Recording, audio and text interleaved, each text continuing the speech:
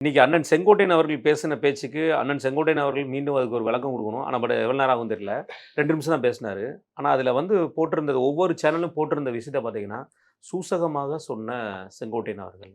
கூட்டணிக்கு தயார். கூட்டணிக்கு வர தயாராக சொன்ன செங்கோட்டையன் அவர்கள். போட்டு அப்படியே ஆனா சொன்னது அண்ணன் சொன்னது என்னன்னா, நானும் உங்கள்ட்ட அது விளக்கம் கேட்கணும்னு நெனச்சேன். எனக்கும் புரியலண்ணே. அது வந்து எப்படின்னா அண்ணன் கேட்டாங்க பத்திரிகையில கேட்டாங்க. கூட்டணிக்கு யார் வருவாங்கன்னு கேட்டாப்ல.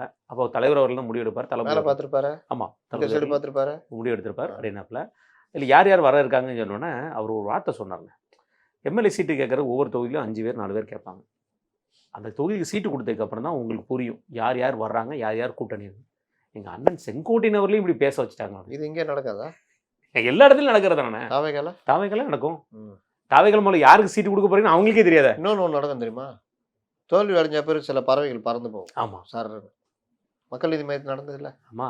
இப்போ அது வரைக்கும் மாரி விண்ணப்ப நடக்காம படிவத்தே குடுக்கலையாமே. ரிட்டர்ன் வரவே இல்லையாமே. இப்போ வரைக்கும் விண்ணப்ப படிவம் அப்ளிகேஷன் எதுவுமே உள்ள வரலங்காங்க. யாருக்கு? தாவைக்காக்குள்ளது. ஏங்க அப்படி சொல்றாங்க. நான் படிச்ச அப்படி இல்லையே. அ. விருப்ப மனுவை எடுத்துட்டு போனா அங்க வாங்குறதுக்கு ஆள் இல்லைன்றாங்க. ஓஹோ! அந்த அளவுக்கு. ஆ.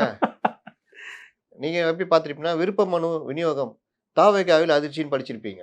ஓஹோ! மேலாப்புல தலை பார்த்துட்டு வந்திருப்பீங்க. கரெக்ட்டா? அ. நான் உள்ள போய் பார்த்தேன். இவன் திருப்பி கொண்டு போனா அங்க ஆள் இல்ல அப்படின்றான். 10,000 டிடியோட.